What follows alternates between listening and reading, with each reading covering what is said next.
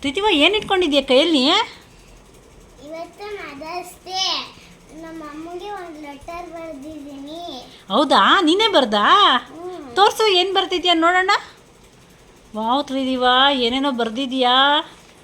ನೀನು ನಡುವೆ ಬುದ್ಧಿವಂತೆ ಹೋಗ್ತಿದ್ಯಾ ತುಂಬ. ವಾವ್, ಏನು ಬರ್ದಿದ್ಯಾ? ಇದು ಮೇಲೆ ಏನಿದು? ತ್ರಿದಿವ. ಇದು ಹಾರ್ಟ್ ಯಾರ್ದು? ಎರಡು? ಇದು ನಮ್ಮ ಅಮ್ಮದು, ಇದು ನಂದು. ಅಯ್ಯೋ ಹೌದಾ, ಅದು ಯಾರ್ದು ಹೆಸರು? ಲಲಿತಾ ಅಂತಿದೆ. ಲಲಿತಾ ಅಮ್ಮ ಅಂದರೆ ನಿಮ್ಮಮ್ಮನಾ? ಆಮೇಲೆ ಕೆಳಗೆ ಏನೇನೋ ಬರ್ದಿದ್ಯಾ, ಇದೇನಿದು?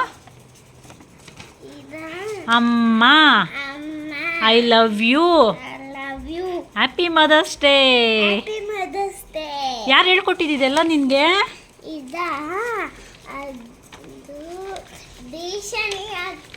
ದೇಶಾನಿ ಅಕ್ಕ, ನೀವಿಬ್ರು ಸೇರ್ಕೊಂಬರದ್ರಾ? Wow super ತ್ರಿದಿವಾ. ಇದು ಹೌದಾ, ಚೆನ್ನಾಗಿ ಬರ್ದಿದ್ಯಾ ತ್ರಿದಿವಾ. ಇದು ನಿಮ್ಮಮ್ಮ ಕೊಟ್ಟ, ಏನಂದ್ರು? ಚೆನ್ನಾಗಿದೆ ಅಂದ್ರ? ತುಂಬ ಚೆನ್ನಾಗಿದೆ ಅಂದ್ರಾ? ಸರಿ, ಯಾವಾಗಲೂ ಹಿಂಗೆ ಬರಿಬೇಕು ಆಯಿತಾ? ಇಟ್ಕೋ ನೋಡಿ ತ್ರಿದಿವ, ನಮ್ಮ ಮನೆ ಆಪೋಸಿಟ್ ಮನೆ ಮಗು ನಮ್ಮ ಮನೇಲಿ ಯಾವಾಗೂ ಇರುತ್ತೆ. ಎಷ್ಟು ಚೆನ್ನಾಗಿ ಬರ್ದಿದ್ದಾಳೆ. 5 ವರ್ಷಕ್ಕೆ ಮಗು ಇಷ್ಟು ಬರ್ದಿರೋದು ಹೆಚ್ಚು. ಏನೇನೋ ಬರ್ದಿದ್ದಾಳೆ. ಅದು ದೇಶಾನಿ ಹತ್ರ ಹೆಲ್ಪ್ ತೊಗೊಂಡು ಪಾಪ. ಅವಳಿಗೆ ಏನೇನು ಅನಿಸಿದೆ ಅದನ್ನೆಲ್ಲ ನೋಡಿ ಅವಳ ಕೈಯಿಂದನೇ ಬರ್ದಿದ್ದಾಳೆ. ಇದೆಲ್ಲ ನೆನಪುಗಳು. ಅವಳು ದೊಡ್ಡವಳಾದ್ಮೇಲೆ ಇದೆಲ್ಲ ನೋಡಿದ್ರೆ ಅವಳಿಗೆ ಖುಷಿ ಆಗುತ್ತೆ, ನಾನು ಹಿಂಗೆಲ್ಲ ಬರ್ದಿದ್ದೀನ ಅಂತ ಅಲ್ವಾ ತ್ರಿದಿವ? ಸರಿ, ಹ್ಯಾಪಿ ಮದರ್ಸ್ ಡೇ ಹೇಳ್ದ ಅಮ್ಮಂಗೆ?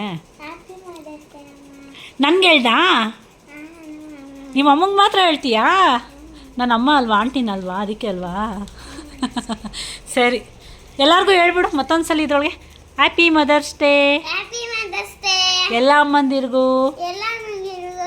ಹ್ಞೂ ಸರಿ, ಬಾಯ್ ಬಾಯ್ ಮಾಡಿಬಿಡು.